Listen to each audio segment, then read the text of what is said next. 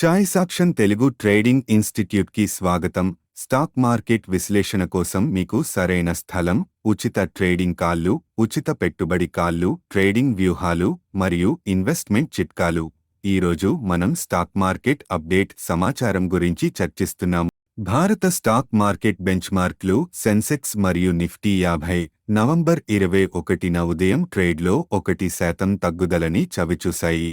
ఎక్కువగా బలహీనమైన ప్రపంచ సంకేతాల కారణంగా సెన్సెక్స్ 77,711 వద్ద ప్రారంభమైంది.